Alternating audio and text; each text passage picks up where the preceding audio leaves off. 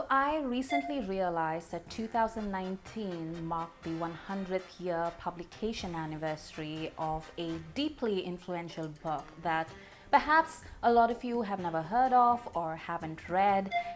It's called The Sheik. And perhaps you're sitting there and you're thinking, well, I don't know about this book and I don't care about it. And to you I say, you know what? Good for you. You have standards. I like people with standards. But I'm going to talk about this book anyway. Now, for those of you who don't know, The Sheik is, and yes, I'm going to talk about the pronunciation of that word in a little bit, but The Sheik was written by an English woman by the name of Edith Hull, and I think she published it as E.M. Hull because, you know, women author.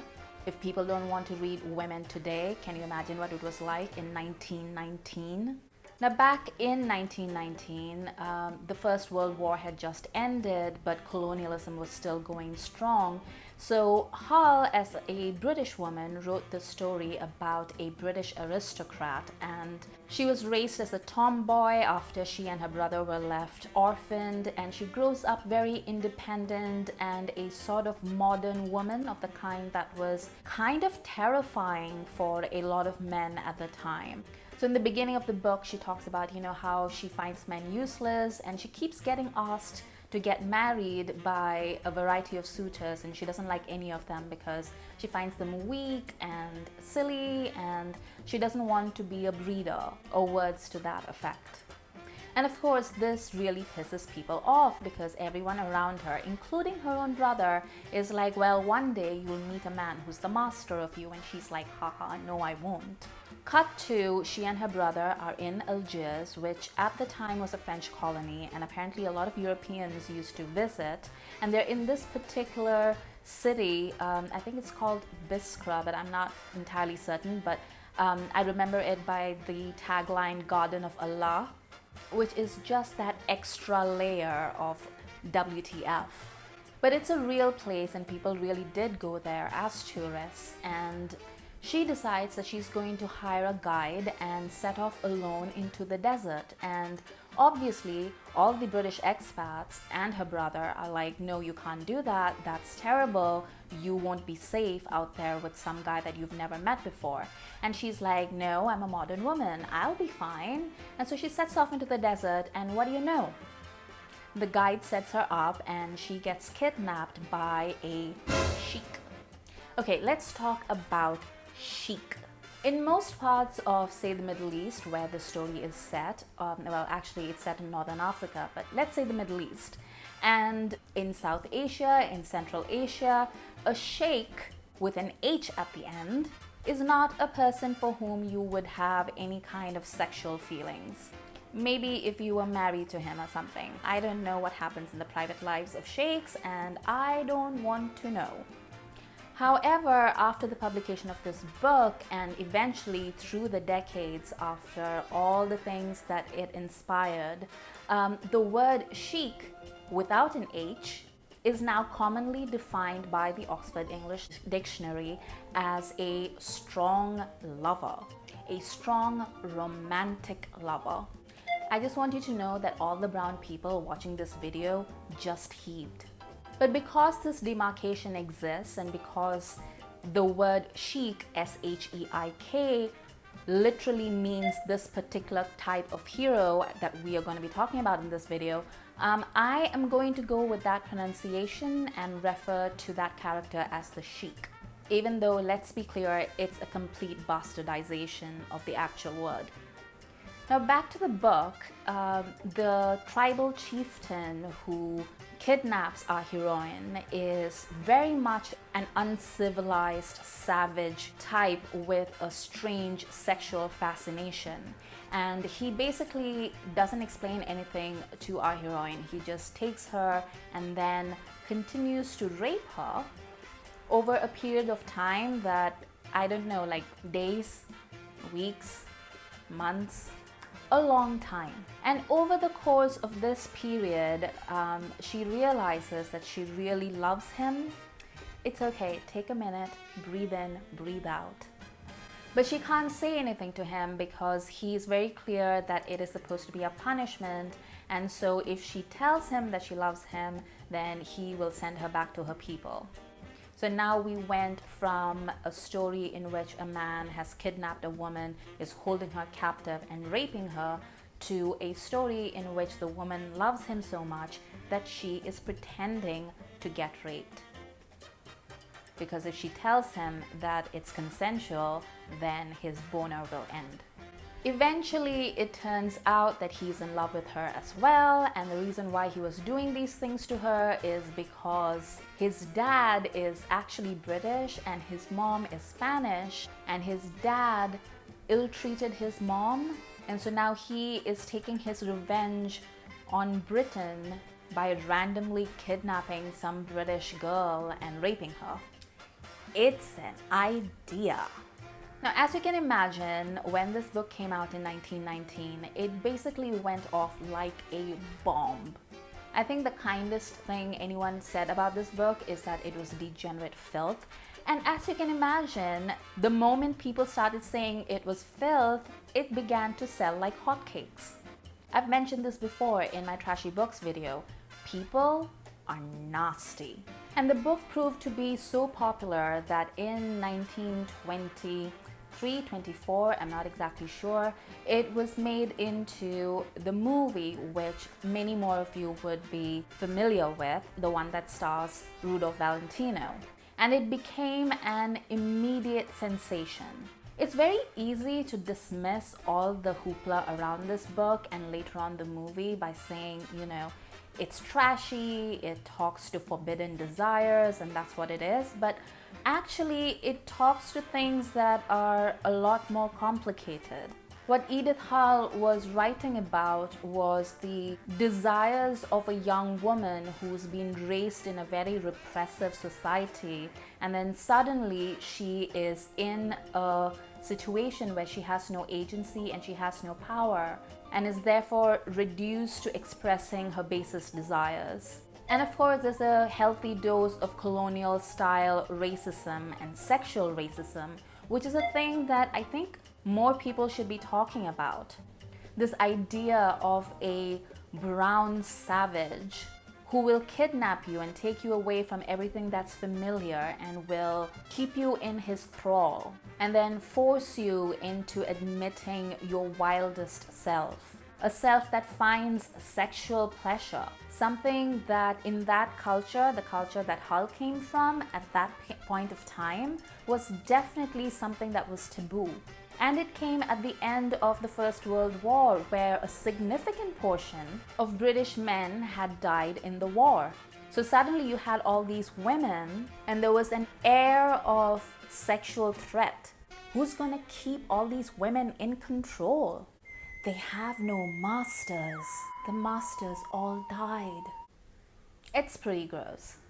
But what happened over the subsequent decades is that this formula of a virgin captive bride, and I use the term bride very loosely because I think over the years it mutated into a template where the chieftain actually kidnaps the woman to marry her, but in the Chic and in its original context, because it wasn't the first captive bride, so to speak, romance that had existed.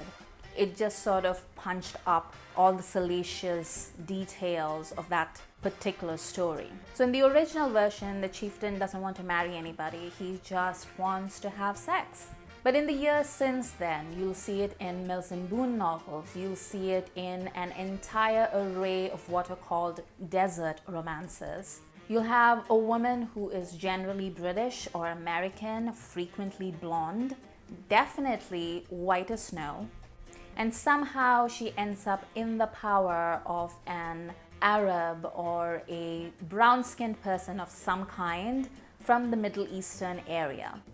And once she's there, there's a trade-off where, he teaches her to appreciate sex and her more sensual nature, whereas he needs to be civilized by her progressive ideas, where progressive is a stand-in term for Western. So all of a sudden, he cares about women's education in his country. He cares that men and women are equal, etc., because she has taught him that. This particular genre is so complex because it has various forms of racism that sort of twine and evolve over the decades, and so you'll see everything from like rape to BDSM, and also the author's refusal to actually engage with real life. So most of these romances, unlike The Sheik, are set in fictional countries. And a lot of authors are very clear about why they do it, because they're like, well, I don't want it to be too realistic. They want to be able to write about the brown savage, but they want to be able to locate him in a fictional country where they can write the rules.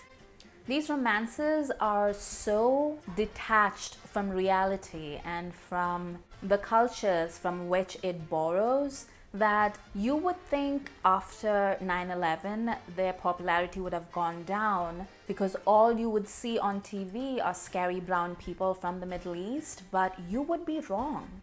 As a matter of fact, after 9/11, these romances actually became more successful than ever. Now, this is something that appears to puzzle a lot of people, and they're just like, well, I don't understand. Aren't they scared of Osama bin Laden? And I would suggest that it has nothing to do with terrorism or with any kind of socio-political reality. Instead, it speaks back to ideas and themes that are present in The Sheik, which is ultimately colonialism. Empires have this ability to otherize but also exoticize the people and the cultures that they colonize. So a lot of the exotic woo-woo things that you will see today in the West about the mystic East are themes that have been running in Western culture for as long as they have had Eastern colonies. And this is something that goes back not just to, say, the British Empire or the Spanish Empire or whatever. It goes right back. I mean, if you look at the Roman Empire, they would have these extravaganzas where they would bring in exotic things from the places that they had conquered. The exotic places might have been Britain or France. They didn't care. It wasn't Rome. That's exotic. You'll find a lot of British literature, for example, that talks about, Indian women, and it talks about black women, and it sexualizes them. And you'll definitely see a lot of American literature that sexualizes black women while also stripping them of their humanity. And that's kind of the thread that runs through these desert romances as well. In fact, after The Sheik was published in 1919, and the war was over, and it was once again very easy to travel between the colonies, especially for British people. So there actually were a ton of British and American women. American women came after the movie came out, but there were a ton of British and American women who descended on Algiers in the hopes of finding their own personal sheik. And sex tourism is definitely one of the things that we don't talk about when we talk about empire. It's also really interesting that in these novels, you'll hardly ever see a local woman unless she's like a servant, or, she's just saying, Missy, please, no anger, the sheik good man. He rape you, but he good. I'm so tired. The original novel also lends itself into fetish literature because it is talking about desires that women have and they can't really express and don't really understand themselves.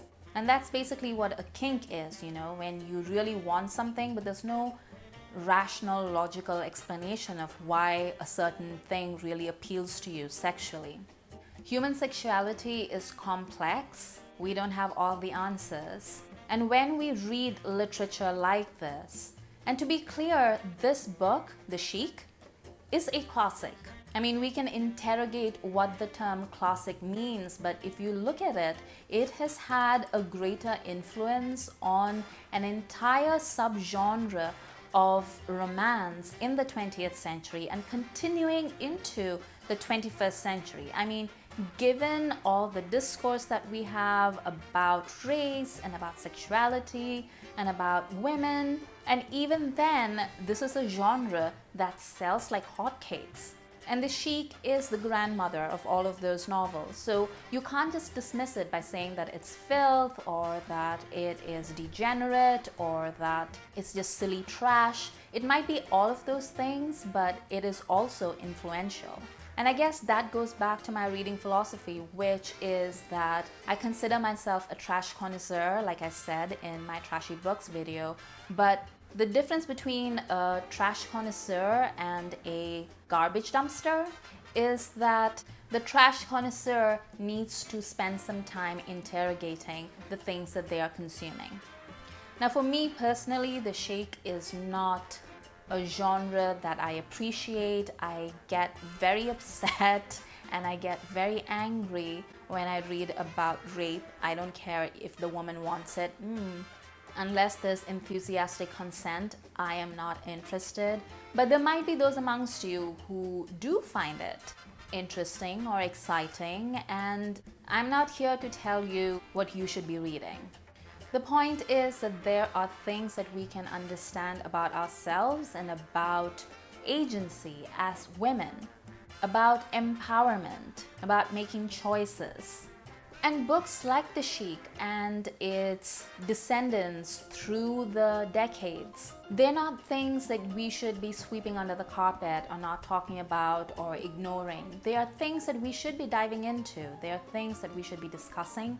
They deserve to be taken seriously because they clearly matter to a great many people. It's fine if it makes your skin crawl. It makes my skin crawl for several reasons, not just as a woman, but as a brown woman who comes from a country that suffered under the yoke of colonialism. But I still think The Sheik is influential, and it just bothers me that so much of what is classified as women's literature, even trashy women's literature, is just ignored. I mean, there are exceptions. D.H. Lawrence took the book very seriously and he actually wrote a paper about it. He didn't like the book, but he did take it seriously, which I appreciate. And I'd like to see more people do that, honestly. For more videos, please hit the subscribe button.